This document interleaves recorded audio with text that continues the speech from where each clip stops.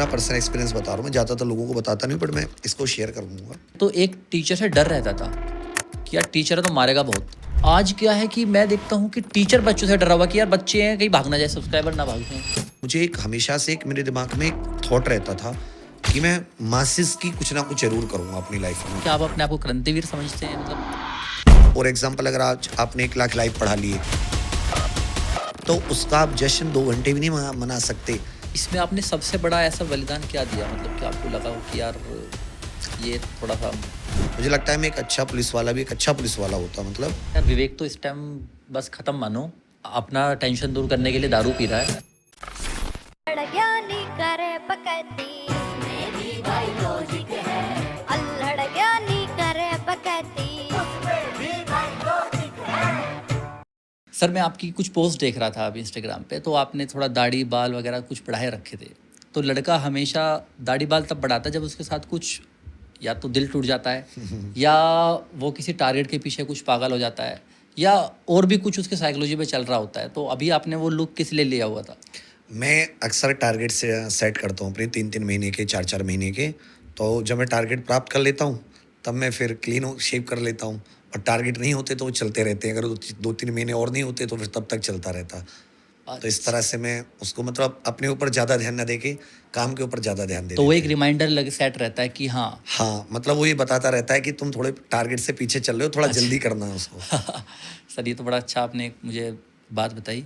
Sir मैं आपसे बात करूँ तो आपने बहुत सक्सेस अभी हासिल कर ली है और कहीं ना कहीं उसके पीछे कुछ ना कुछ आपके फेलियर्स भी बहुत छुपे हुए होंगे। तो मैं अभी जिस विवेक से बात कर रहा हूँ, तो वो विवेक कैसा है?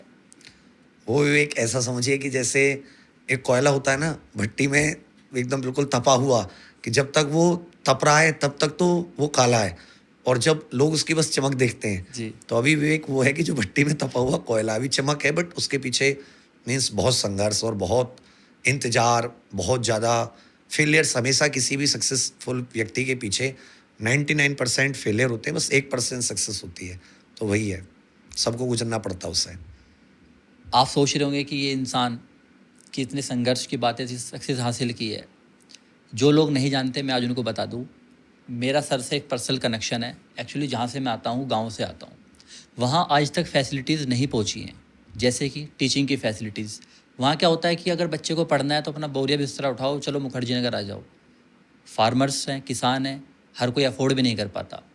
लेकिन एक क्रांति सर लाए कि एक बच्चा जो शायद अफोर्ड भी नहीं कर पाता, वो आज अपने घर बैठ के यूट्यूब पे क्लासेस लेकर के बहुत सारे एग्ज़ाम क्लियर कर रहा है। और मैंने अपने आसपास बहुत लोगों को सफलता हासिल करते हुए देखा है। तो मैं हमेशा सर से बहुत प्रेरित हुआ हूँ। सर का नाम है विवेक सर। आप 90% लोग तो जानते होंगे, जो 10% नहीं जानते मैं उनको बताना चाहता हूँ। सर ने कई बार उठे सर, कई बार गिरे, कभी लगा कि अब नहीं उठ पाएंगे यार, अब तो सर के साथ इतना गलत हो गया, लेकिन फिर ये वापस इन्होंने कमबैक किया। तो इनका कमबैक हमेशा बहुत धुआंधार रहा है। तो सर मैं आपसे पूछना चाहता हूँ, जब इंसान टूट जाता है, आप भी कई बार आपके साथ बहुत कुछ गलत हुआ है, तो आप अपने आप को कैसे प्रेरित करते हो? क्योंकि बच्चों के लिए तो आप हैं कि यार विवेक सर को देख लो, वो मोटिवेट कर देंगे। आपके पास कौन है? आप कैसे खुद को मोटिवेट करते हो? सर मेरे पीछे क्या रहा कि अब जैसे बहुत सारे बच्चे जुड़े हुए हैं, और बच्चे बहुत गरीब परिवारों के, और मतलब उनके पास भी कोई और साधन नहीं है। तो मैं क्या सोचता हूँ कि जब मैं अकेला था तो मेरी हार, मेरी जीत केवल मुझ पर असर करती थी, मेरे परिवार पर असर करती है।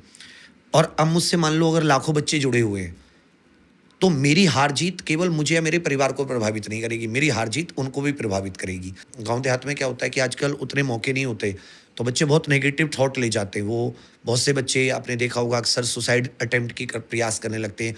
तो मैं उनसे ये चाहता हूँ कि नहीं, तुम कितनी भी बिल्कुल नेगेटिव क्यों ना हो, कितने भी गरीब परिवार से क्यों ना हो, कितनी भी तुम एग्जाम में फेल क्यों ना हुए हो, बट आप फिर से रिस्टार्ट कर सकते हो, फिर से फाइट बैक कर सकते हो। अपना प्लान बनाओ, अपने शेड्यूल को सही करो, क्या क्या हर एक प्रॉब्लम का समाधान, आप मल्टीपल उसके समाधान ढूंढो, कोई ना कोई एक रास्ता आपको नजर आएगा जब आप ढूंढने के कूल माइंड से बैठोगे। बट हार जाना और आप चीज़ों को छोड़ देना, वो मुझे लगता है रास्ता नहीं है। तो पहले मुझे करके दिखाना होगा उनको कि देखो मैंने भी नहीं हारा, मैंने भी कोशिश की। इसका मतलब अगर मैं इतनी बुरी कंडीशन से निकल के आ सकता हूँ, तो तुम तो आसानी से निकल के आ सकते हो। ये मेरे पीछे अब एक प्रेरणा रहती है। सर देखो, आपने अपने आप को साबित किया, तब जाके आपके ऊपर एक बिलीफ आया। एक स्टार्टिंग फेस आपका रहा होगा जब आप फर्स्ट टाइम प्रिपरेशन कर रहे होंगे या कुछ भी अपने किसी टारगेट के लेके चल रहे होंगे, तो उस टाइम सबसे पहले जो जुड़े हुए लोग होते हैं वो पेरेंट्स होते हैं। तो पेरेंट्स का एक रिएक्शन होता है। ऑब्वियसली गांव देहात में तो होता है कि अगर आप जल्दी से सक्सेस नहीं होते तो एक अलग रिएक्शन होता है। फिर अब आज आप सक्सेसफुल हैं तो पेरेंट्स आज आपको कैसे रिएक्ट करते हैं, मतलब कैसे देखते हैं? हमारा जो समाज है गाँव का, उसमें 90% तो लोग तभी सक्सेसफुल मानते हैं जब आपके पास एक गवर्नमेंट जॉब होती है। चाहे वो कोई कांस्टेबल लेवल की हो या आप कोई और भी 10-12 किसी भी लेवल की हो, अगर आपके पास कोई गवर्नमेंट जॉब है, that means you are successful. आपने पीछे क्या पढ़ाई की हुई है, आपके क्या मार्क्स आते थे 10th में, 12th में, आपका कैसा मतलब उसका कोई मायने नहीं रखता। आप बिल्कुल आप 33% से पास हुए लेकिन आपकी गवर्नमेंट जॉब लगी, डेट मीन्स यू आर, वहाँ पे आप आइकन हैं।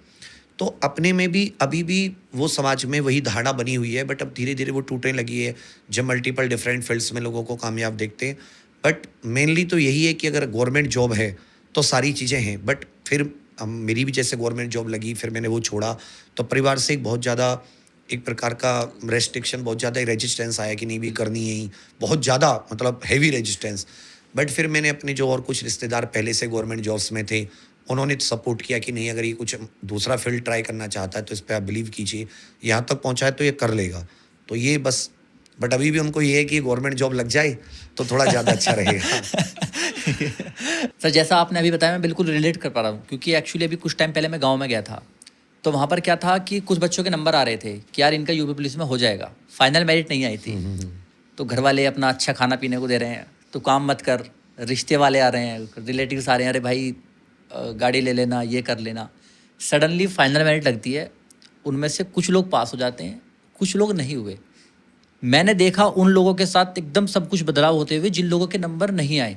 सबका एकदम परसेप्शन बदल गया कि ये तो झूठ बोल रहा था, जो रिश्ते वाले आ रहे थे वो रुक गए, वो टाटा बाय बाय हो गए।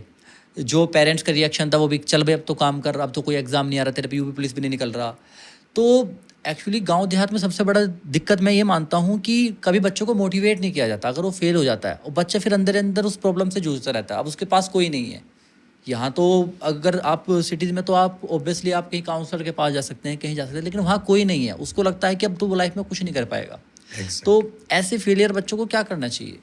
इसमें सबसे बड़ा रोल होता है आपके पेरेंट्स का, या आपका कोई एक अच्छा फ्रेंड होता है, हमारे सबके एक कनेक्शन में एक अच्छा दोस्त होता है जो थोड़ा सा हम लोगों को एक समझाता है, सिखाता है। पेरेंट्स का एक रोल होता है कि अगर उसको ये देखिए कि अगर वो यहाँ तक पहुँचा है, DVPST क्लियर किया, डेट मीन्स उसमें कुछ तो है। तो अगर उसको आप थोड़ा दिन और सपोर्ट देते हैं तो शायद वो नेक्स्ट एग्ज़ाम जब भी वो अपना देगा तो वो वहाँ पे कुछ और बेहतर कर सकता है। तो मुझे लगता है कि इसमें पेरेंट्स को थोड़ा सा बच्चों से बात करनी चाहिए और उनको उनकी पीठ थपथपाते हुए उनको कुछ मौके और देना चाहिए, तो शायद वो अच्छा कर जाएंगे। अगर मैं विवेक से जाकर मिलूं कि वो अभी अपनी 10th या 12th क्लास में है सर, तो क्या आपको लगता था कि आप यहाँ पहुँच पाएंगे? ये मतलब फिक्स था कि मुझे ये करना और मैं यहाँ पहुँचूंगा, या फिर चीज़ें बदलती गई और चीज़ें होती गई? मैं बचपन से जो मेरी परवरिश हुई है उसमें, और मतलब मुझे एक हमेशा से एक मेरे दिमाग में एक थॉट रहता था कि मैं मासिस की कुछ ना कुछ ज़रूर करूँगा अपनी लाइफ में। मतलब मुझे मतलब जहाँ बहुत सारे लोग हों, मतलब वहाँ पे मुझे कुछ करना है। रास्ता नहीं था कि क्या करना है, कहाँ जाना है। तो 10th-12th के बाद में जो लोग जनरली, क्योंकि अपने पास गाइडेंस की भी कमी होती है और गाँव देहात में उतना पैसा भी नहीं होता, तो लोग कुछ करना चाहते हैं उससे पहले लोग, अरे इतना इस चीज़ के लिए करने के लिए तो आपको इतना पैसा चाहिए तभी आपका बच्चा ये कर पाएगा। तो वो सब रुकावटें बहुत आती हैं, परसेप्शन की रुकावटें बहुत हैं। तो फिर नॉर्मली बीटेक करते हैं सब, वही सब करते हुए वहाँ से जो रास्ते बनते गए, फिर एग्ज़ाम्स बहुत सारे फेल हुए, बहुत सारे पास हुए, तो ये समझ में आ गया कि टीचिंग एक अच्छा कैरियर है। टीचिंग आप जहाँ गाइड कर पाते हैं लोगों को, मतलब आप समाज को कुछ वापस बैक में कुछ दे पाते हैं, आप तो अपने उस स्तर पे कामयाब हो गए। अब ये कि जो बच्चे अपने ही लेवल से निकल कर आए हैं, वो कैसे जूझते हुए, कैसे संघर्ष करते हुए आगे बढ़ सकते हैं, उनको आप अपने एक्सपीरियंस शेयर करके कुछ अगर समझा पाए तो ये भी एक अच्छा मतलब अचीवमेंट है। तो फिर मैंने यही सोचा कि मुझे अब जो मैंने सीखा है वही समाज को सिखाना है, वही बच्चों तक पहुंचाना है। मैं कभी कभी ट्विटर स्क्रॉल करता हूँ तो मुझे दिखता है कि पहले कभी शायद ऐसा नहीं दिखता था, लेकिन अभी हाल फिलहाल से दिखता है कि कभी किसी एग्ज़ाम के खिलाफ कोई ट्रेंड चल रहा होता है, उस समय देखता हूँ कि कहीं ना कहीं आपकी कोई ना कोई वीडियो आ रही होती है। तो मतलब क्या आप अपने आप को क्रांतिवीर समझते हैं? मतलब नहीं, देखिए हम लोग जिन बच्चों से जुड़े हुए हैं तो हम लोग उनकी प्रॉब्लम समझते हैं, जिसमें एग्ज़ाम्स का समय पर ना होना, डिले होना, पेपर लीक होना, चीटिंग होना, एग्ज़ाम्स ना आना, ये एक बहुत बड़ी समस्या है। क्योंकि फिर से मैंने बताया, जो माँ बाप गाँव में एक बच्चे को अपने को पढ़ाते हैं, उनका सपना होता है कि ये 18 ईयर्स का होगा और ये आगे कुछ फौज पुलिस के एग्ज़ाम देगा और ये कुछ कोई ना कोई गवर्नमेंट जॉब ले लेगा। अब वो उस पे उतना इन्वेस्ट करते हैं, उसको उतना इनपुट देते हैं और धीरे-धीरे, लेकिन अब वो क्या है कि आपने 12th क्लास कर लिया, आपने ग्रेजुएशन कर ली। अब आप 6 साल 7 साल इंतज़ार कर रहे हैं, बट जिस एग्ज़ाम के लिए आप प्रिपेयर कर रहे हैं या घर वाले आपका चाहते हुए एग्ज़ाम ही नहीं आ रहा। तो फिर हमें लगता है कि हम उसमें एक स्टेक होल्डर हैं बच्चों के साथ, तो हमें क्यों ना उनके पक्ष में कुछ बात मतलब संवैधानिक दायरे में रखनी चाहिए। तो हम उसका जो हमारे पास मतलब एक अधिकार है उनका प्रयोग करते हैं, बच्चों का मतलब साथ देते हैं। सर इसमें दो चीज़ आती हैं कि हम देखते हैं कि कुछ एग्जामिनेशन में लीक हो जाता है, कुछ पेपर लीक हो गया या कुछ ऐसा हो गया। कुछ बात ये भी आती है कि वो लोग कहते हैं कि बच्चे ही प्रिपेयर्ड नहीं हैं, इतने कोई टफ एग्ज़ाम आया तो बच्चे ही प्रिपेयर नहीं है। तो आप इसमें किसको ज़्यादा रिस्पॉन्सिबल मानते हैं कि हमारी अभी जो एजुकेशन है वो ही थोड़ी कम है, वो ही अभी उस स्तर तक नहीं है कि बच्चों को हम इस कैपेबल बना पाएँ कि कोई एग्ज़ाम क्लियर नहीं हो तो बच्चे ने सुसाइड कर लिया, या फिर वो एग्जामिनेशन पॉलिसी ही ख़राब है कि वो उस बच्चे को सही से जज ही नहीं कर पा रही? आप किस चीज़ को ज़्यादा इसमें एग्जाम जो पॉलिसी है ना उसका थोड़ा सा और बेटर रोल हो सकता है और थोड़ा सा और सिलेबस ओरिएंटेड हो सकता है। बाकी आज तो बच्चा बहुत मेहनती हो गया है, इतना ज़्यादा ऑनलाइन से उसको गाइडेंस है, इतने ज़्यादा रिसोर्सेज हैं, एआई के आने के बाद से तो और ज़्यादा रिसोर्सेज हैं। तो मुझे लगता है तो ट्रेनिंग की तो कमी कहीं नहीं है बच्चे के पास, बट ये कि अगर थोड़ी एग्जाम पॉलिसी और ज़्यादा फुल प्रूफ हो जाए और मतलब चीटिंग को किसी प्रकार से रोकने का सिस्टम बने और थोड़ा सा उसको फुल प्रूफ करने की कोशिश की जाए तो बेटर रिजल्ट्स हो सकते हैं। सर जैसे आपने कहा अब चीज़ें ऑनलाइन हो गई हैं, मतलब बहुत सारी चीज़ें बदली हैं, ऑब्वियस सी बात है, लेकिन कहीं ना कहीं क्या ऐसा भी हुआ है कि एक टीचर की जो रिस्पॉन्सिबिलिटी पहले होती थी अब वो कहीं ना कहीं एक, जैसे हमारे एक्टर या एक्ट्रेस लोग होते हैं, कुछ वैसी छवि बनती जा रही है कि उनको फॉलोवर चाहिए, सब्सक्राइबर चाहिए, क्योंकि अगर वो हैं तो उनके पास अच्छे स्टूडेंट हैं तो अच्छे सब्सक्राइबर बनेंगे।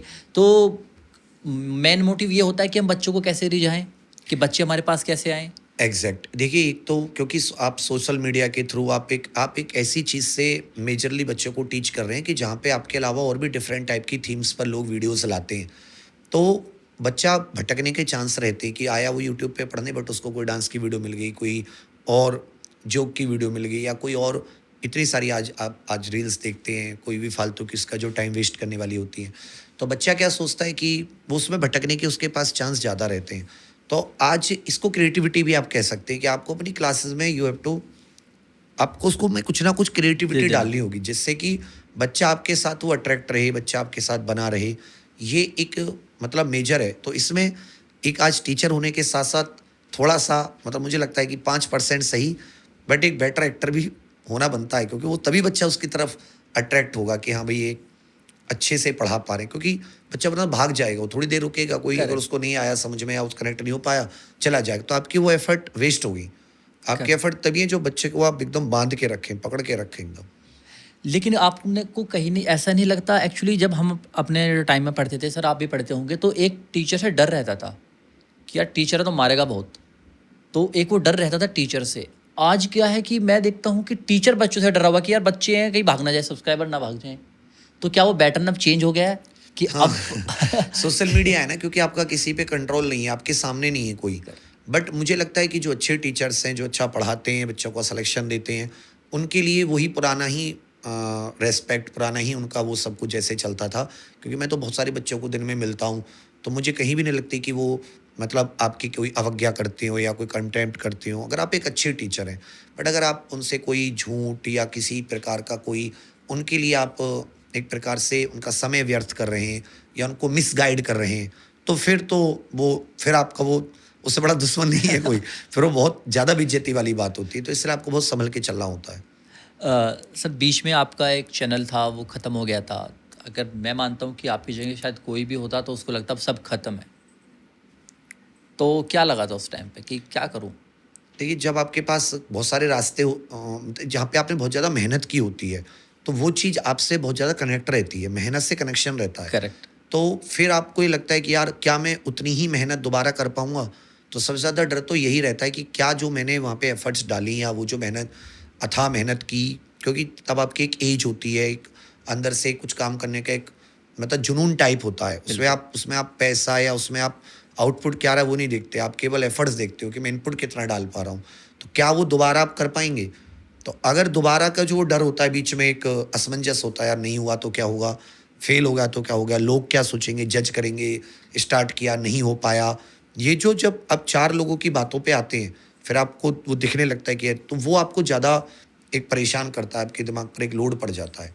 तो वही हुआ, बट ये है कि अगर आपने ये तय कर लिया अपने माइंड में कि नहीं, जो मेहनत मैंने की थी, मैं उससे दोगुनी मेहनत कर पाऊँगा, देन फिर आप निकाल के ले जाएँगे। सर मैं मानता हूँ सफलता ना एक पिरामिड की तरह है कि जब आप नीचे हो तो आपके पास बहुत लोग हैं, लेकिन धीरे धीरे जब आप इतने एम्बिशियस हो जाते हो तो आप जब ऊपर पहुँचते तो शायद आप अपने आप को अकेला पाते हैं। आपके पास आज इतनी बड़ी टीम है, इतने सारे लोग आपके साथ काम कर रहे हैं, क्या जब आप अकेले में बैठते हो तो आपको लगता है कि यार मैं अकेला हूँ? एंटरप्रेन्योरशिप जो है ना सर, उद्यमिता, वो एक बहुत ही लोनली जर्नी है। मतलब जब हम एक सिंगल टीचर हैं, अपने उससे अपने को जो भी आया रूखी सूखी करके हम लोग अपना जीवन यापन कर लेंगे, तब तक आपको कोई टेंशन नहीं है। बट जब आपके साथ एक टीम होती है तो आपके पास एक रेस्पॉन्सिबिलिटी होती है, क्योंकि आपको टीम को मैनेज करते हुए कंबाइंड एफर्ट से, सामूहिक प्रयासों से आपको एक रेवेन्यू निकालना है और फिर सबको उससे जीवन यापन होना है। तो कभी कभी बहुत महीने डाउन जाते हैं, कभी कभी लगातार 1 2 3 साल भी डाउन चली जाती हैं। तो वहाँ फिर जो भी आपकी टीम होती है, क्योंकि वो आपसे 2 महीने 3 महीने 4 महीने तक दे कैन वेट, आप उनके साथ कम ज़्यादा में, बट 4 महीने बाद तो दे नीड, तो तब आप बहुत अकेला फील करते हो, चारों तरफ से आपके पास रास्ते नहीं होते। तो उद्यमिता, अगर आप एक उद्यमी हैं, आप एक टीम लेकर चल रहे हैं, और जब आप एक 4 5 6 साल तो आप सच में अकेले होते हैं, तो ये एक बहुत लोनली जर्नी है जिसमें आपके साथ कोई नहीं होता। सबको दिखता है कि ये मिले, बट वो फिर करना होता है सब कुछ अकेले आप ही को, सब कुछ आप ही को सोचना है। उसका जो लाभ, हाँ ये भी है कि लाभ भी वही उठाता है, तो रिस्क भी पूरा फिर उसी का होता है। बट टीम यहाँ पे आपका कैसा है, टीम कैसे साथ देने वाली है, ये बहुत मायने रखता है। तो मुझे तो मेरी जर्नी में टीम हमेशा से बहुत मतलब बेटर ही मिली, बैलेंस मेरी तरफ ही बैलेंस रहा। तो सामूहिक प्रयासों से हम लोग हर एक जो एक वर्स्ट फेज था उससे निकल पाते हैं। सर जब हम गोल की तरफ इतने फोकस्ड हो जाते हैं जैसे अर्जुन की तरह कि सिर्फ आंखें दिख रही है हमें चिड़िया की, तो हमें बाकी चीज़ें नहीं दिखाई देती। एंड डेफिनेटली जिस मुकाम पे आप पहुँचे हो आपने वही फोकस रखा होगा, लेकिन ऐसे में हम कहीं ना कहीं उस रास्ते में ना अपने रिलेशंस कहीं ना कहीं खो देते हैं। तो क्या आपने अपने कभी किसी ऐसे रिलेशन को जो आपके बहुत करीब था खोया है? हाँ, मतलब ऐसे रिलेशन को आप ऐसे समझ सकते हैं कि आप टाइम नहीं दे पाते। करेक्ट। मीन्स कि आप घर में भी 10 10 15 दिन पे बात हो रही हैं, तो आप, तो बहुत से ऐसे रिलेशन होते हैं हमारी लाइफ में कि जैसे माता पिता ब्लड रिलेशन है, आप उनको समय नहीं भी देंगे तो भी वो आपको, क्योंकि आप उनके ब्लड रिलेटेड हैं, आप उनके बच्चे हैं, तो वो आपको नहीं भूलेंगे। बट हमारे साथ कुछ ऐसे रिलेशंस होते हैं, जैसे मान लो आप किसी से प्रेम करते हैं, या शादी है, या वाइफ है, तो वो रिलेशंस टाइम मांगते हैं, Correct. और वो अच्छा खासा टाइम मांगते हैं।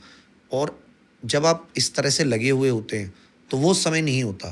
तो ऐसे में बहुत से रिलेशंस में क्या होता है कि दरार आ जाती है, लोग मतलब अलग अलग हो जाते हैं। तो एक तो वो आपको वो पहले आपको तय करना है कि जब आप इस तरफ जाएंगे तो वहाँ आपने क्या सोचा है। बातचीत कर लीजिए, मैं तो यही सोचता हूँ कि आप भाई सबसे बातचीत करके चलोगे, भाई आज फ्यूचर मेरा ऐसा है कि क्या इस, हाँ कि भाई अगर इसमें समय नहीं होगा Correct. तो अब कुछ अच्छे लोग मिल जाएंगे, तो हो सकता है वो आपको ऐसे एक्सेप्ट कर लें। कुछ आपको अच्छे लोग नहीं मिलेंगे तो चाहिए नहीं भाई, मेरा टाइम तो मेरा, अपना टाइम अपना, मेरा टाइम मेरा, तो मुझे तो चाहिए। तो फिर वहाँ पे क्लैशेस तो होंगे। नहीं, क्या आपने किसी ऐसे इंसान को खोया जिसको आपको लगता है कि यार शायद इतना फोकस ना हो करके शायद अगर उधर रिलेशन पे, मतलब रिलेशन में एक वैसे रिश्ते की बात कर रहा हूँ, एक पे दोस्ती भी की, क्योंकि कभी हम अपने दोस्तों को भी खो देते हैं। हाँ, इसमें बहुत से मेरे तो जो क्लासमेट्स थे वो सब, मतलब बहुत कम बातचीत होती है, बट कई कई महीने बाद मुझे लगता है कि मैं क्या सोचता हूँ अपने मन में, किसी दिन कामयाब हो जाऊंगा तब हाँ, मिलेंगी, तब। वो एक दिमाग में आ जाता है, वो कामयाबी वाला जो दिन है कि तब कामयाब हो जाएंगे तब मिलेंगे। बट अब आके मैं सोचता हूँ, जैसे मैं अभी पिछले 5 6 महीने से कोई छुट्टी नहीं लिया था, लेकिन अब मैं 3 4 दिन से घर गया, छुट्टी पे था, तीर्थ यात्रा पर भी गया, तो मैं सोचता हूँ यार अगर मैं 3 बीच में भी चला जाता तो ऐसा तो नहीं कि मेरा काम खराब हो रहा, चलो थोड़ा बहुत खराब भी होता बट मैं मैनेज कर लेता बाद में। लेकिन अब मुझे ये समझ में आने लगा कि अगर मैं उनको तब उनसे बातचीत रखते हैं हम लोग, तो ऐसा नहीं कि बहुत जहाज डूब जाता है, बहुत ज़्यादा नुकसान हो जाता, बड़ों दिमाग में ठोट होता ना, मैं कामयाब हो जाऊंगा ना तभी दोस्तों से मिलूंगा। तो वो एक इंसान को नहीं करना चाहिए, समय देते रहना चाहिए। आपने ये 99% लोगों की साइकोलॉजी बताई है कि हम सबको लगता है कि यार पेरेंट्स को टाइम नहीं दे पा रहे, इनको टाइम सबको दे देंगे जब हम सक्सेसफुल हो जाएंगे। Exactly. पहले एक बार कामयाब हो जाते हैं फिर हम सबको खुश कर देंगे, लेकिन कहीं ना कहीं जब हम उस सक्सेस तक जब तक पहुँचते हैं तो कहीं ना कहीं देर हो जाती है। एग्जैक्ट फिर हमें उस चीज़ में उतना मज़ा नहीं आता कि अगर अभी मैं घर जा रहा हूँ तो अगर अभी जो मुझे मज़ा आ रहा है शायद वो अगर मैं सक्सेसफुल ज़्यादा हो जाऊँगा या हो जाऊँगा तब शायद ना आए। क्योंकि अगर हम बचपन की बात देखें तो बचपन में हम सक्सेसफुल नहीं होते, लेकिन सबसे ज़्यादा अगर हम इंजॉय करते हैं, हमसे कोई पूछता तो हमें लगता है बचपन, क्योंकि शायद फिक्र नहीं होती है, कोई रिस्पॉन्सिबिलिटी नहीं होती है। तो थोड़ा देर से समझ में आता है कि कामयाबी के बाद में समय नहीं देना चाहिए, कामयाबी के दौरान उस जर्नी के दौरान उनको भी पार्ट बना के रखना चाहिए। वो मुझे थोड़ा लेट समझ में आया, बट हाँ मैंने एक्सपीरियंस कर लिया उसको। सर जैसे मैंने देखा कि आप हमेशा बच्चों के साथ खड़े रहते हैं, मतलब अभी कुछ टाइम पहले जब यूपी पुलिस का पेपर कैंसिल हुआ तो तब भी आप थे, आप खूब बच्चों को प्रोत्साहित कर रहे थे। तो जब आप जैसे एक बड़े भाई की तरह आगे खड़ा होता है इंसान तो बच्चों में भी हौसला आता है, क्योंकि वो अभी भीड़ है, अभी वो भीड़ है, उनको अभी एक डायरेक्शन चाहिए। जब इंसान खुद रिस्पॉन्सिबल हो जाता है तो पता लगता है कि यार हम भी कुछ कर सकते हैं। तो आपके साथ एक बार प्रयागराज में भी कुछ कोई ऐसा इंसिडेंट हुआ था, उसमें कुछ लोगों ने बोला था कि पब्लिसिटी स्टंट है, तो क्या मतलब सच में कोई ऐसा सोच विचार करके आपने ऐसा कुछ किया था या नहीं? मैं तो जब वो पहली बार आई थी, जब वो हुआ था, तो मैं तो यहाँ दिल्ली था, मैं तो वहाँ पे था भी नहीं। तो मुझे लगा कि मैं तो पहली बार में कंप्लेंट भी नहीं किया इसी वजह से। मुझे लगा कि यार ये तो मीन्स ऐसे कोई हो सकता है प्रैंक कर रहा हो। सर जब से चीज़ ऑनलाइन आई है टीचिंग, तो एक टीचर की 3 रिस्पॉन्सिबिलिटी बन गई है। एक तो वो टीचर है, उसको अच्छी नॉलेज शेयर करनी है। दूसरा एक वो एंटरप्रेन्योर है कि उसको अच्छा बिजनेस भी अपना चलाना है, क्योंकि टीम है बहुत बड़ी, उन सबकी सैलरी टाइम पे जानी चाहिए। तीसरा एक वो इन्फ्लुएंसर भी है कि उसकी बातों से लोग इन्फ्लुएंस होते हैं। तो कैसे मैनेज करते हो इन तीनों चीज़ों को? आप इसमें ऑनेस्ट रहिए। जो भी आप जा रहे हैं, आप कोशिश कीजिए कि आपसे कोई भी गलत सूचना, कोई भी मतलब ऐसा नहीं कि आप कोई भी कुछ भी कर रहे हैं तो आप उसको अपना सब स्वार्थ ना हो। कोई दोनों के भले की चीज़ है, जिसमें स्टूडेंट्स का भी भला है, आपका भी भला, विन विन सिचुएशन है, तो आप उसे कीजिए। लेकिन अगर आप एक तरफा हो जाएंगे, केवल अपने आप को देखेंगे कि भाई मुझे एनी हाउ फॉलोवर्स चाहिए, मुझे एनी हाउ सब्सक्राइबर चाहिए, मुझे एनी हाउ रेवेन्यू चाहिए बस, और उसमें बच्चे की कोई भलाई नहीं है, देन आपको दिक्कत आएगी। तो आप तभी तक इसमें मैनेज करके बैलेंस करके चल सकते हैं जब दोनों का फ़ायदा हो या स्टूडेंट का फ़ायदा हो। अपना स्वार्थ आप भूल जाइए कि आप इसमें कुछ अपना कुछ कर पाएंगे जी, नहीं कि मैं अपना स्वार्थ, तब आप बैलेंस करके चल देंगे। सर इस सफलता में मतलब आपने डेफिनेटली सोचा कि आप मास लोगों को एक भलाई कर सके, उनके लिए कुछ अच्छा कर सके। इसमें आपने सबसे बड़ा ऐसा बलिदान क्या दिया, मतलब कि आपको लगा हो कि यार ये थोड़ा सा ज़्यादा हो गया मेरे से? मीन्स इसमें मैंने जो एक बलिदान तो नहीं, इसमें आप ऐसा कह सकते हैं कि मैंने जो अपना समय, कि जो मैं अपनी गवर्नमेंट जॉब कर सकता था, अच्छी खासी गवर्नमेंट जॉब थी, सब इंस्पेक्टर की रैंक भी अच्छी थी, और मुझे लगता है मैं एक अच्छा पुलिस वाला भी एक अच्छा पुलिस वाला होता, मतलब मैं उधर भी काफ़ी एक मतलब एक्टिव, मतलब मुझे मतलब बैठना नहीं कि मैं बैठ के आराम करना या वो वाला नहीं, मुझे बहुत एक्टिव रह के, इन्वॉल्व होके, चीज़ों के नई नई डायमेंशन ढूंढ के, तो क्राइम सॉल्व करने में, अनसॉल्व केसेस को इनमें, मतलब मैं वो मेहनत करता उस तरफ। तो एक वो पर्सनल एम्बिशन और जो परिवार के एक पर्सनल एम्बिशंस थी, मुझे लगता है कि उसको थोड़ा सा हटाया, और जो एक इस तरफ की, जब आपके पास मासेस से जुड़े होते हो तो आपको सारी इफेक्ट भी सारे होते हैं कि आप कुछ गलत करते हो तो आपको उतनी ही गालियाँ पड़ती हैं, आप अच्छा करते हो तो आपको उतनी ही प्रशंसा आती है। तो वो सब एक बड़ी चीज़ है कि आप अपनी चीज़ों को छोड़कर और आप दूसरी तरफ, और जबकि आपको ये नहीं है कि भाई, क्योंकि गवर्नमेंट है, गवर्नमेंट में कभी क्या होता है कि वैकेंसीज आती हैं, कभी कभी वैकेंसीज नहीं आती, तब भी आपको चलाना है। बीच में कोविड जैसे इवेंट्स आ गए और भी आते रहते हैं, तो तब ज़्यादा मुश्किल होता है। तो वो भी एक है कि आप उसमें किस तरह से मैनेज करते हो आगे बढ़ते हैं, क्योंकि ये डेली की लड़ाई है। अगर आप शायद वहाँ रहते तो एक फाइनेंशियल स्टेबिलिटी तो रहती, एक सिक्योरनेस भी रहती कि यार घर वाले तो कम से कम खुश हैं एक, लेकिन यहाँ है कि आपको डेली लड़ना है, अपने लिए नहीं, अपने टीम के लिए लड़ना है। एग्जैक्ट। आप पीछे नहीं रह सकते। आपको कोई छोटी सी न्यूज़ आ रही है, तुरंत आप सबसे पहले खड़े होइए, सबसे पहले बताइए। और अगर रात को 12 बजे हो, दिन में 12 बजे हो, मतलब फॉर एग्जांपल अगर आज आपने 1 लाख लाइव पढ़ा लिए, तो उसका आप जश्न 2 घंटे भी नहीं मना सकते, या 24 घंटे भी जश्न नहीं मना सकते, अगले दिन भी आपको उसको मेंटेन करना होगा। जीत तभी है। तो हमारा जो सिस्टम है ऑनलाइन एजुकेशन का, वो एकदम बिल्कुल एक वो सब्जी बाजार नहीं होता, सब्जी बाजार जैसा है, क्योंकि भाई पढ़ाना तो सभी को है।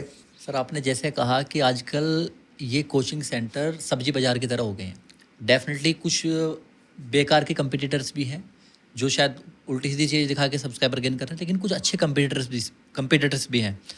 आपको क्या लगता है कि आपको कौन एक अपना अच्छा कंपटीटर दिखाई देता है, अगर आप नाम कर सकते हैं? खैर नाम लेना मुझे लगता उचित नहीं होगा। नहीं, ये तो अच्छे के लिए सर, कि मतलब अच्छे कंप्यूटर मतलब कि वो लोग अच्छा काम कर रहे हैं, आप संतुष्ट हैं इस बात से कि यार कम से कम वो भी लोगों का भलाई कर रहे हैं, क्योंकि मैं भी चाहता था लोगों की देखिए भलाई। मेरे जो विचार में जो अपना पेपर को बहुत अच्छे से फंसा पाते हैं, मतलब जो जिस लिए आपसे बच्चा जुड़ा, वो अगर आप काम कर पाएं तो चाहे वो 10,000 सब्सक्राइबर 1,000 सब्सक्राइबर वाला बंदा क्यों ना हो, वो मेरे लिए वन ऑफ द बेस्ट है। तो ऐसे ही हमारे फील्ड में बहुत सारे क्रिएटर हैं, 1-2 नहीं, कम से कम 5-10 ऐसे हैं कि जो अगर फंसा पा रहे हैं पेपर, मतलब आप गए, आपसे 6 महीने 1 साल बच्चा पढ़ा, पेपर देने गया और उसको आपका 80-90 जितना भी परसेंट कम से कम इतना फंसा कि वो मेरिट निकाल लिया, तो वो तो बेस्ट है। वरना अगर आप फिर कितने ही बड़े नाम हैं और आपका पेपर ही नहीं फंस रहा, उस तरीके के बच्चा आपका परफॉर्म ही नहीं कर पा रहा, तो उसका तो पूरा सपना ही चला गया। 6 साल में वैकेंसी आती है, 5 साल वैकेंसी आती है, उसका सपना ही चला गया। तो फिर मतलब उसमें कोई फायदा नहीं है। तो कौन लगता आपको ऐसा?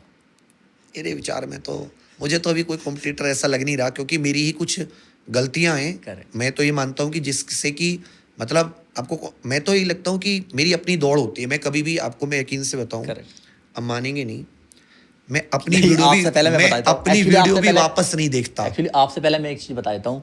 जब यूपी पुलिस का ये एग्ज़ाम हुआ था, तो क्या हुआ कि मैं उस टाइम कहाँ था, शायद या तो मैं हरिद्वार था, मैं कहीं से आ रहा था बस में, तो बहुत भीड़, एकदम बच्चे बहुत पागलों की तरह बैठ गए।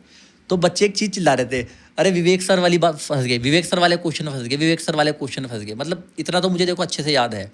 तो डेफिनेटली फिर तो ये बात मैं मान सकता हूँ, आप कह रहे हैं कि मेरे से अच्छा तो कभी कोई competitor मेरे नहीं। से इसमें क्या हुआ कि आप ऐसा समझिए कि अनुभव है, एक तो हम लोग उस तरीके की मेहनत करते हैं, विश्लेषण वो सब है। तो हम जब भी कोई कंटेंट तैयार या कुछ भी करते हैं, तो हम लोग उस पर मतलब समय देते हैं अच्छा खासा, ऐसे नहीं कि उठ के चले गए। एक बच्चे की तो मुझे बात ध्यान है, एक्चुअली अपने फ्रेंड को वो चिढ़ा रहा था, मैं नाम नहीं लूंगा, वो किसी और उसने उनका बैच लिया हुआ था, तो वो काफ़ी टफ क्वेश्चन उनसे करा रहे थे। तो वो कह रहा, तो वो उसको शायद चिढ़ाता होगा कि तू ये क्वेश्चन भी नहीं कर पा रहा, तो वो उसको चिढ़ा रहा था कि क्या हुआ तेरे टफ क्वेश्चन का, आए तो नहीं, जैसा मैं कर रहा था भाई वैसे ही आया, और मेरे तेरे से अच्छे आ रहे हैं। रिलेवेंसी बहुत मायने रखती है कि भाई 12th लेवल का है, 10th लेवल का एग्जाम है, पूछने वाले ने पहले क्या पूछा था, वो जो भी पूछेगा सिलेबस से पूछेगा। Correct. सिलेबस में 50% चीज़ें ऐड कर देगा, उससे ज़्यादा थोड़ी ना IIT की चीज़ें थोड़ी ना पूछ लेगा अगर वो Correct. 12th क्लास का है। तो इसमें रिलेवेंसी बहुत मायने रखती है पानी लेंगे सर? कि भाई रिलेवेंसी कितनी है।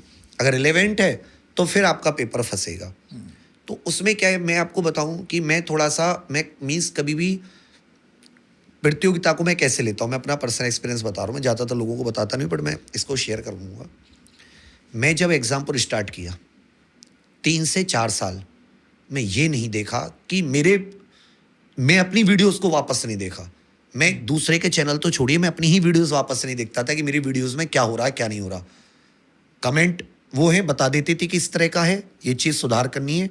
मतलब समझिए कि मैं इतना फोकस होके चला। क्या होता है कि जब आप हर बार ये देखते हो ना पूरे दिन, ये बंदा क्या कर रहा है, ये बंदा क्या कर रहा है, ये बंदा क्या कर रहा है, आप जब चारों तरफ, तो फिर आप भटकते हैं, फिर आप उसको फॉलो करने लगते हैं, फिर आप में यूनिकनेस नहीं रहती। Correct. तो मैंने मेरी पूरी टीम को, मेरे पार्टनर को, ईच एंड एवरीवन नोज कि इनके सामने कोई सामने वाला कितना भी बड़ा, मुझसे 50 गुना बड़ा क्यों ना हो, वो मुझसे 50 गुना अच्छा क्यों नहीं कर रहा हो, भाई मुझे मत बताओ कि वो अच्छा कर रहा है बुरा कर रहा है, उसका Correct. अच्छा मेरी अच्छी बात क्या है कि मेरी इस पूरे मार्केट में जितने भी टीचर्स, जितने भी और अदर पर्सन है, मेरी किसी से कोई भी किसी भी प्रकार का कोई वाद विवाद नहीं। मतलब मैं बहुत, कोई मुझे बुलाता है, मैं किसी को बुलाता हूँ, बहुत खुश मिजाज मिलते हैं।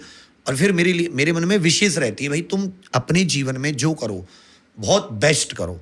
मतलब यही तो होता है। मतलब मेरे मन में ये नहीं कि भाई आप ये थोड़ा बुरा हो जाए, मतलब मैं ये मन में थॉट नहीं आने देता। और ना ही मेरे मन में कभी ये रहता कि मैं इसको गिरा के इसके ऊपर, 2 चीज़ मैंने जीवन में नहीं सोची। ना तो मैं किसी को गिराऊंगा कि उसको बर्बाद करने से मुझे फ़ायदा मिले ना मिले। दूसरा, मैं कोई भी ऐसी बेईमानी इस तरह की चीज़ नहीं करूंगा कि कल को जो मुझे आज फॉलो करते हैं, अब वो कल को मतलब इस बात पे रिग्रेट करें कि यार हमने इस ऐसे व्यक्ति को फॉलो किया। वो हमेशा कहेंगे जैसा था हमारा अच्छा था। चाहे मैं पैसे को मैं सफलता में नहीं मायने रखता। पैसा एक बहुत अच्छी चीज़ है जो आपको बताती है कि आप सफल है, बट मैं ये मायने रखता हूँ कि आप कितने लोगों के दिल में बसते हैं। क्या कोई आपके लिए घर में बैठकर दुआ करने वाला है दुनिया में? मुझे लगता है कि अंबानी के लिए उसके एम्प्लॉयज़ या उनके अलावा कोई दुनिया में दुआ करने वाला नहीं होगा, या एलन मस्क के लिए कि वो जो उसके सेहत के लिए दुआ करता हो कि भाई सेहत के लिए, कि कोई माँ कोई घर में बैठी हुई कोई बुढ़िया जो अम्मा होती है कि अरे यार ये बेटा तो बड़ा अच्छा पढ़ा रहा है मेरी बेटी को, इसकी वजह से एग्जाम निकल गया, लो मैं इसको आशीर्वाद दे देती हूँ। बट मुझे ये चीज़ मिली, मैंने इसमें उन्हीं दुआओं उन्हीं आशीर्वादों से कि मैं इतनी बुरी बुरी स्थिति में से वापस लौटा कि हो सकता है कि मैं कभी कभी सोचता हूँ कि मैं तो चाहता हूँ मेरा कॉम्पिटिटर या जो भी है कभी जीवन में उस परिस्थिति को ना झेलें, क्योंकि वो लोग नहीं निकल पाएंगे उससे, जिस चीज़ को मैं झेल के यहाँ तक पहुँचा हूँ। तो मैं हमेशा, वो घोड़ा होता है ना उसकी आंखों पे पट्टी बंधी रहती है, मुझ में ये है। मेरे ऑफिस में सख्त है, आप देखो दूसरा क्या कर रहा है, आप खूब एना ले पूरे दिन उसी को देखते रहो, मुझे वो, बट मुझसे नहीं, मैं एक यूनिक हूँ। अच्छी चीज़ कोई मार्केट में आ रही है आप उससे बताइए, अगर हमें लग रहा है कि हाँ ऐसा करने से, बट ऊपर वाले की दया से क्या, जब आप अपने माइंड से चलते हैं ना मार्केट को देखते हुए, तो ये कि हमने मार्केट को नया नया आयाम दिए, न्यू डायमेंशन दिए इस वन डे की मार्केट को, कि भाई कैसे आपको कोर्सेज हैं, कैसे आपको अच्छे से क्लासेस देनी है, किस तरह की क्लासेस देनी है, मैराथन कब देनी है। मतलब एक हमारे में एक मैराथन चलती है, जब एग्जाम आता है उसमें बच्चे एग्जाम से जस्ट पहले वो पूरी रात देखते रहते हैं। वो वर्ड वो जो पहली बार कॉन्सेप्ट इस पूरे मार्केट में लेके आया, वो मैं लेकर आया, तो हमने मतलब मार्केट को एक दिशा दी। तो हम लोग और ऐसे नहीं कि इसको घमंड में या कुछ, मतलब हम लोग सोचते हैं उस चीज को, करेक्ट, जब अच्छा फिर लोग उसको पकड़ के लाते हैं कि अच्छा ये चारों सब्जेक्ट के क्लास ऐसी चलनी चाहिए, टाइमिंग ऐसा बनना चाहिए, ये इस तरह से पीपीटी या इस तरह से डिजाइनिंग होनी चाहिए, कंटेंट की ऐसे इनके पास टेस्ट सीरीज होनी चाहिए।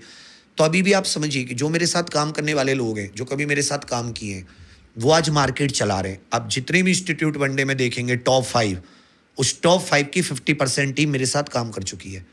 अब समझते हैं ना मार्केट को, मतलब नाम बदल गया उसके चैनल का, बट वो एक्चुअल में है मेरे लोग जो मेरे साथ कभी नहीं, जिनको मैंने ट्रेनिंग दी, यंग एज में उठाया, फर्स्ट नौकरी थी जिनके पास मेरे। तो ये बड़ी चीज है कि बेशक नाम किसी का है, लेकिन मुझे ऐसा लगता है टीम तो मेरी है भाई। वो बस कुछ लोग तो ऐसे जिनके पास 80% मेरी टीम है। कभी कभी मैं सोचता हूँ भाई तो अपने नाम से ना चला के इसको एग्जाम को 2.0 कर दे, ये टीम तो वही है, पैसे तो तू दे रहा है, तेरा नसीब थोड़ा सा ठीक चल रहा है बस मुझसे, इसलिए तेरा सिस्टम थोड़ा सा मजबूत हो गया। नहीं तो ये टीम तो मेरी है, सिखाया तो मैंने तेरे यहाँ पे भेजा, तो इसको लेता ही नहीं जब ये यंग थे या ये फर्स्ट टाइमर थे, ले तो इसलिए रहा ना क्योंकि मैं इसको पूरा इनको अनुभव दे चुका हूँ। करेक्ट। तो ऐसे भी बहुत है। तो मैं आपको टॉप जो आप नाम बोलेंगे मैं बता दूंगा, उसमें ये लोग बेस्ट कर रहे हो, ये मेरे साथ काम कर चुके हैं।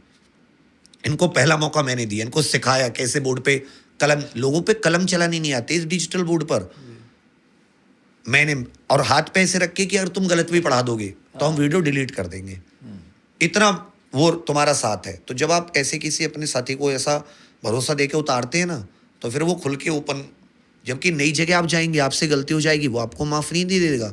वो 4 मैनेजर, वो 4 लोग उसके ऊपर टूट पड़ेंगे एकदम। मेरे यहाँ तो था गलती होगी ना, जैसा भी है मेरा है, गलती को डिलीट कर देंगे, और तो इतना ही तो हो सकता है कि वीडियो डिलीट करनी पड़े, कर देंगे। तुम टेंशन मत लो, तुम अपने काम पे पूरा फोकस करो, कोशिश करो गलती ना हो। सही, गलती होंगी तो पहले हम झेलेंगे, तुम पे कोई बात नहीं आने देंगे। एक बार ऐसा हुआ कि कोई टीचर आया जो ऐसी बात करने, तो मैं अक्सर बहुत ट्रांसपेरेंट और मिलने वाला हूँ, कोई भी आएगा मिल लेगा मुझसे, मिलने के लिए मुझसे ज़्यादा जद्दोजहद नहीं करनी कि आपको 10 दरवाजे खोल के आना पड़ेगा। मैंने देखे अक्सर तो मैंने 10 दरवाजे वाली सिचुएशन भी देखी है। मैं अक्सर तो ऐसा होता है पहला दरवाजा खोला मैं सामने मिल गया, तो अब ऑफलाइन में भी ऐसा ही, ऑनलाइन में भी ऐसा ही, तो मुझसे ज़्यादा जद्दोजहद नहीं करनी।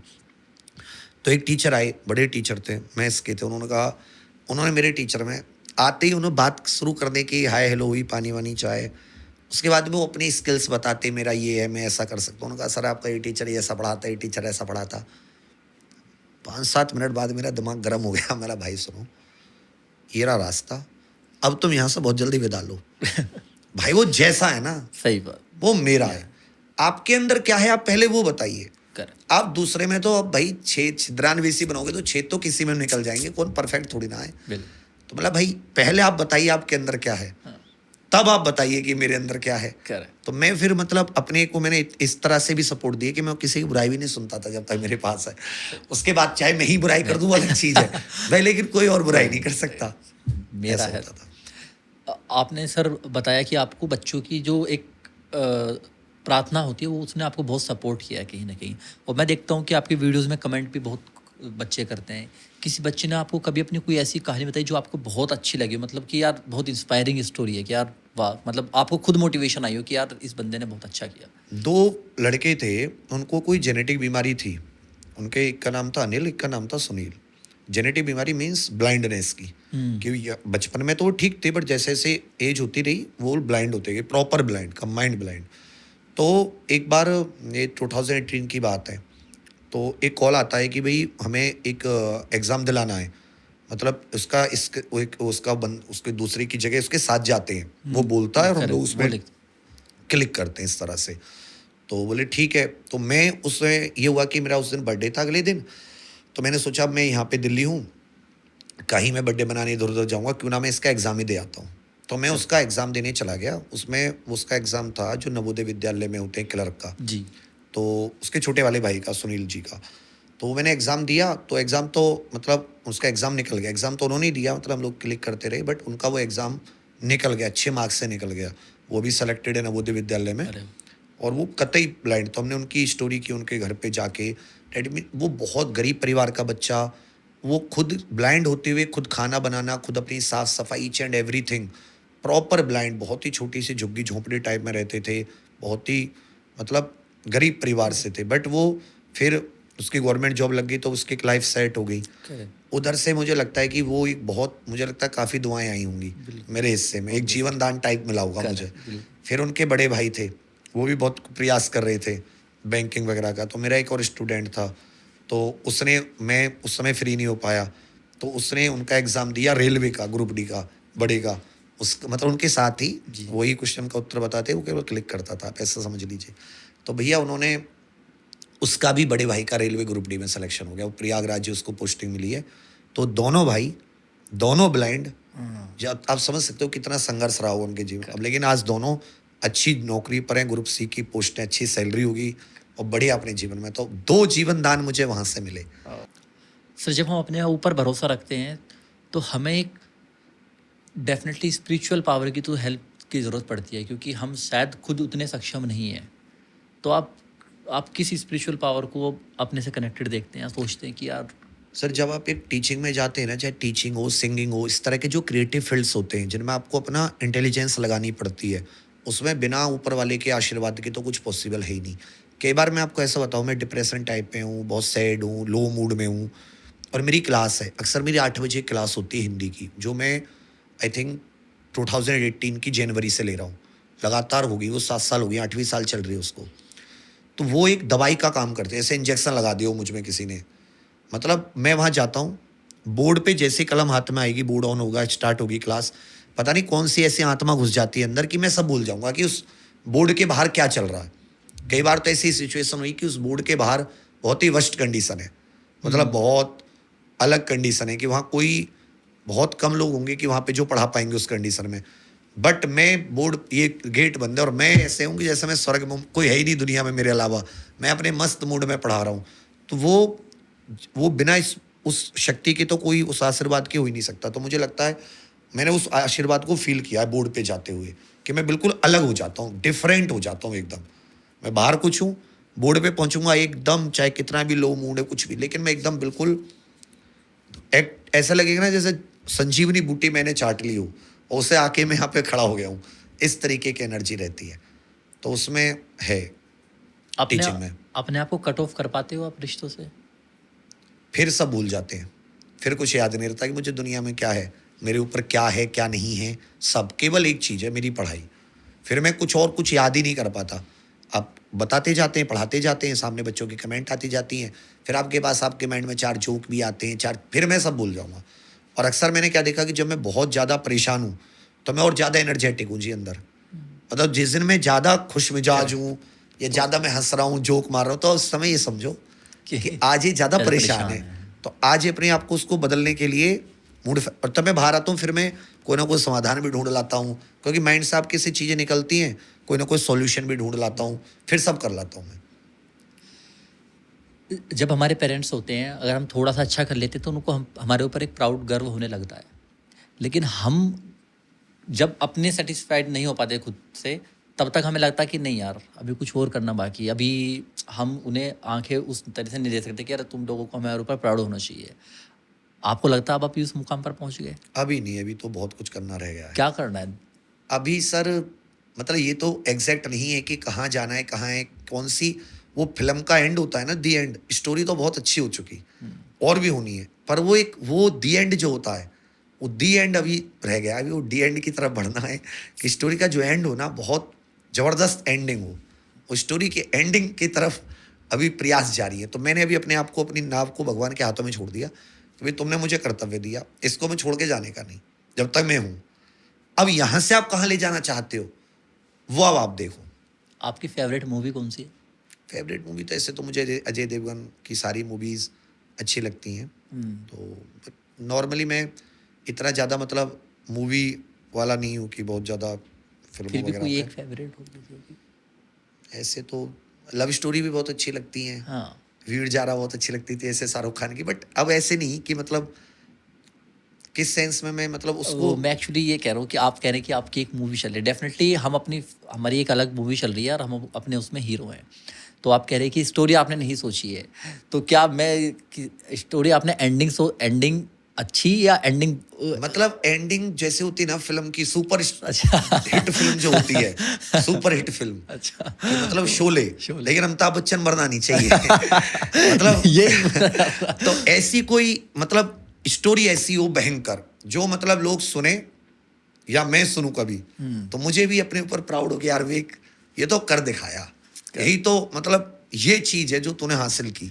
लेकिन ये बात आपको पता होगी कि अगर मैं उतनी अच्छी एंडिंग सोच रहा हूँ, मैं सोच रहा हूँ कि इतना कुछ बड़ा मैंने कर दिया, तो डेफिनेटली सेक्रीफाइस भी फिर उतने बड़े करने पड़ेंगे। हाँ नहीं, लेकिन मैं तो अभी बहुत सारे सेक्रीफाइस तो ऑलरेडी कर चुका हूँ। अब मुझे लगता है भगवान मुझसे कोई बलि नहीं मांगेगा, बलिया मैं दे चुका। वरदान जी के बारे में आप क्या कहेंगे? मतलब क्या वरदान अच्छा लड़का है मेरा, मतलब एक बहुत ही अच्छा, सबसे बेस्ट फ्रेंड भी वही है वो तो कोई, क्योंकि जब से वो मेरी लाइफ में आया हम लोग ही दुख सुख के साथी रहे। तो जो आपका दुख सुख का साथी होता है वो आपका बेस्ट फ्रेंड भी हो जाता है। हम दोनों को एक दूसरे का गुस्सा निकालने का भी माध्यम हो गए, वो मुझ पर निकाल देता, मैं उस पर निकाल देता हूँ। मीन्स कि एक ऐसी बॉन्डिंग है हमें कि जो बॉन्डिंग में हमें ये लगता है कि वर्स्ट फेस में भी मुझे लगता है नहीं टूटेगी, क्योंकि जितना हम लोग देख चुके, इससे बुरा नहीं देखने वाले। अब हमने भगवान से कह रखे हुए देखो ये तो दिखा दिया, इससे बुरा तो अब नहीं दिखा पाओगे, ये तो हमने देख लिया। तो लो होता है तल से छू के आ गए हम लोग, मौत को टक से छू के होता है ना, तो हम टक से नहीं छूते, वहाँ रुके बहुत दिन। हमने वहाँ पे बहुत दिन से हमने रातें बिताई हैं वहाँ पे, दिन बिताए, महीने बिताए, साल बिताई हैं।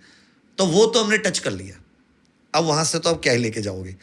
तो अब जब आप ऐसे किसी व्यक्ति के साथ, जो व्यक्ति आपके लोएस्ट फेज में है, तो फिर मुझे लगता है कि उससे बेस्ट बॉन्डिंग, और फिर तो वही है हमारी कोई लड़ाई झगड़े नहीं होते, एक दूसरे के प्लान्स को रेस्पेक्ट देते हैं।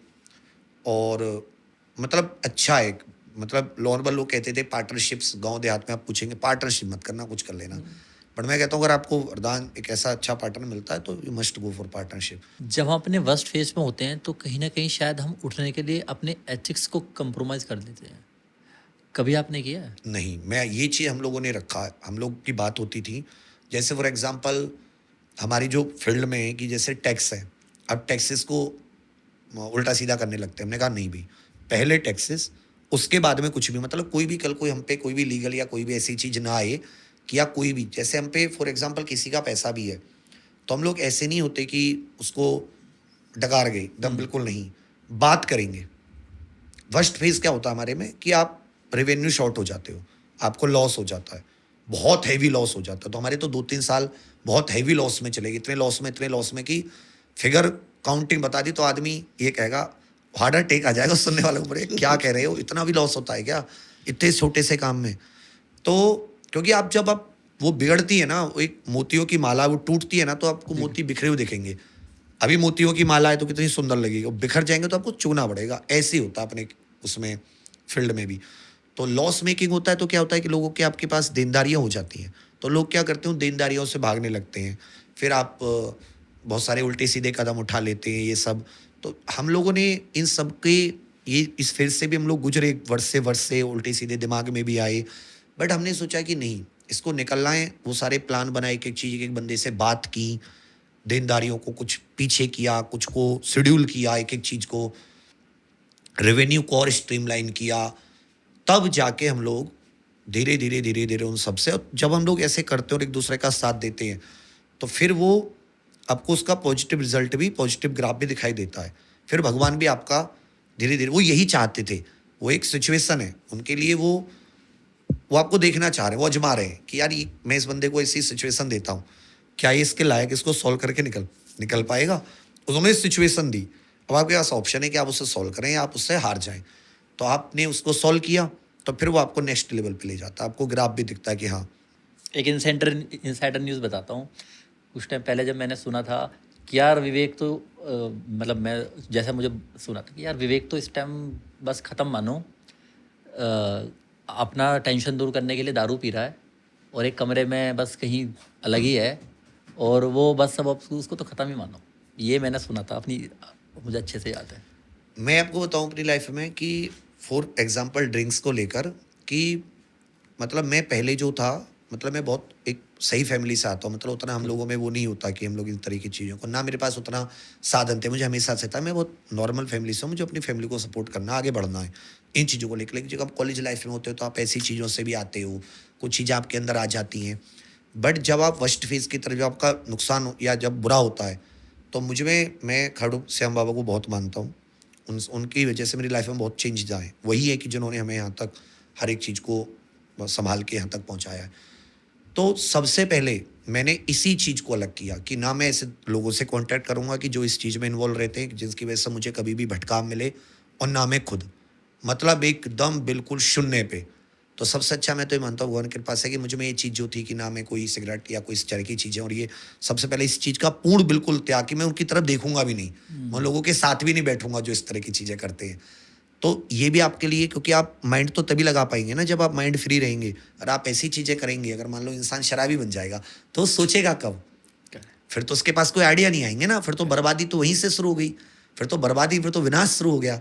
तो मुझे भी अच्छा रहा कि ये सब चीज़ों से अपने को ये था कि अगर हमें रोना भी है तो अपने अकेले चुप से रो लो भैया, जो कह रहा है जैसे भी बुरा, क्योंकि इस समय का है, वो उसके लिए व्यक्ति है, वो बुरा नहीं है, उस समय ने दोनों को विरोध में लाके खड़ा किया, अब वो उसका समय है, वो कह रहा है ये मेरा समय, वो कह रहा है ये ठीक होगा। तो मैंने ऐसे भी लोग देखे कि जो 6 महीने पहले मेरे से एकदम दुश्मन है और मुझे बर्बाद होते हुए बिल्कुल आंखों से देख रहे हो तालियां, और वही 6 महीने बाद देखा कि वो फिर से मेरे साथ काम करने के लिए, और बहुत अच्छे से, कि सर हम लोग फिर से काम करना चाहते हैं। मैं सोचता हूँ कि यार 6 महीने पहले तो ये मुझे ऐसा देखना चाहता था, तो ये फिर मैंने इसको सोचा इस समय, अगर वो आज कुछ कह रहा मेरा विरोधी है तो मेरा कौन सा उससे ज़मीन का बंटवारा है, टाइम है उसको, जो जब मैं उसके टाइम में लाभदायक था तो उसके लिए मैं अच्छा था, आज मैं लाभदायक नहीं हूँ, कल को मैं लाभदायक हो जाऊँगा। तो ये भी एक आपके लिए प्रेरणा होती है कि यार ये व्यक्ति के लिए लाभदायक फिर से बनना है।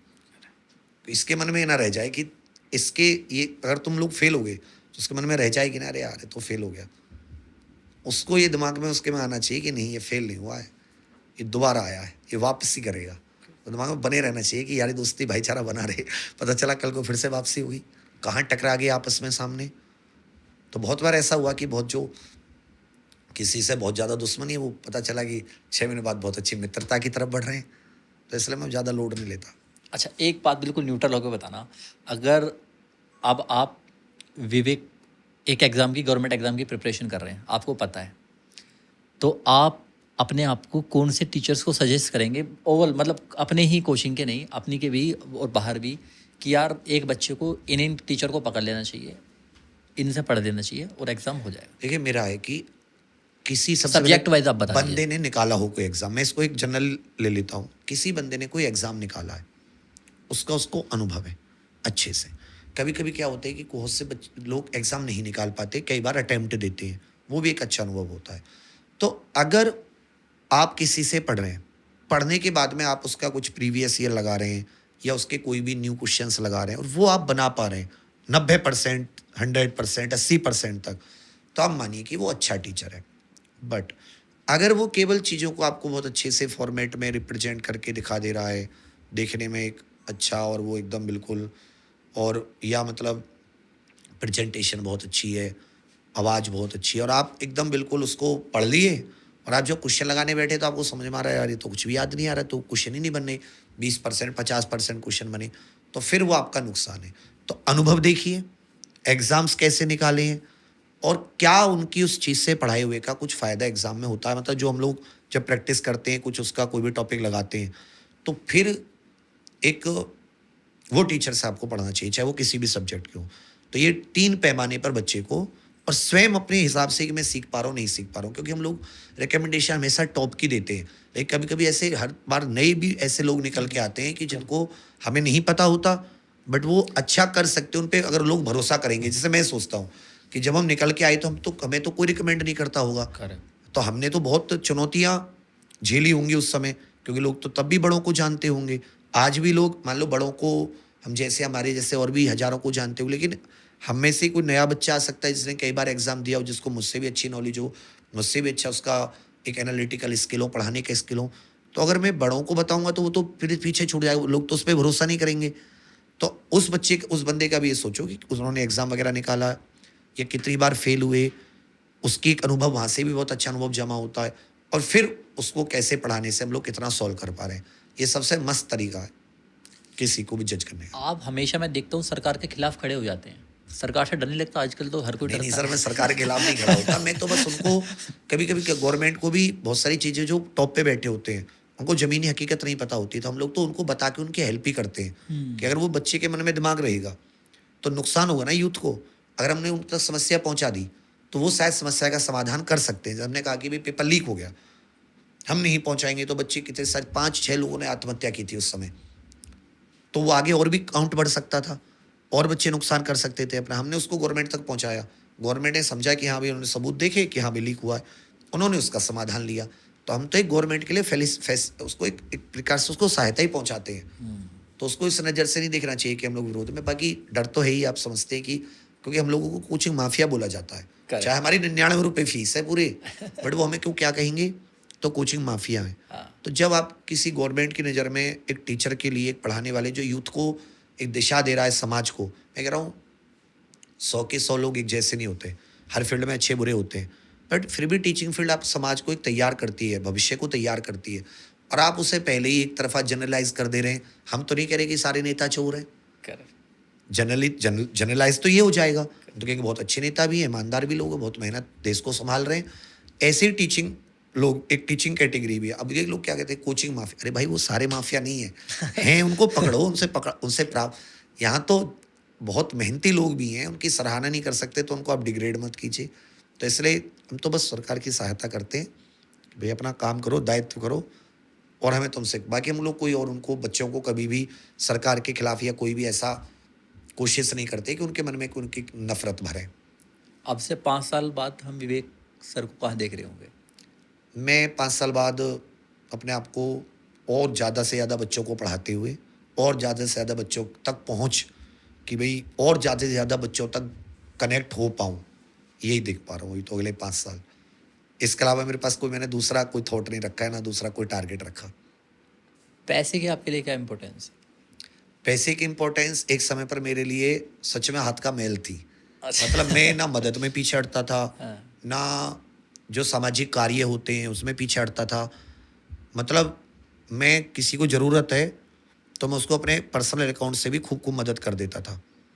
बट जब मैंने लो फेस देखा, तो मैंने उस समय पैसे की अहमियत जानी कि एक्चुअल में जो आपकी वैल्यू कर रहे हैं लोग, जो आपके आसपास हैं, वो पैसा उसमें बहुत मायने रखता है कि आपकी लाइफ स्टाइल कैसी है, आपके पास क्या है, कितना है। फिर जब उस फेस से निकला, जब नॉर्मल फेस में आया, फिर मैं वैसे बनने, बट हाँ, मैंने इसमें 2-3 चीज़ें की कि आपके पास सेविंग कीजिए, आप फिजूल खर्ची मत कीजिए, और अपने प्लानिंग, अपने जो भी खर्चे हैं उनको अपनी कमाई के हिसाब से प्लान कीजिए। कभी भी खर्चों को मतलब कमाई से ओवर प्लान मत कीजिए।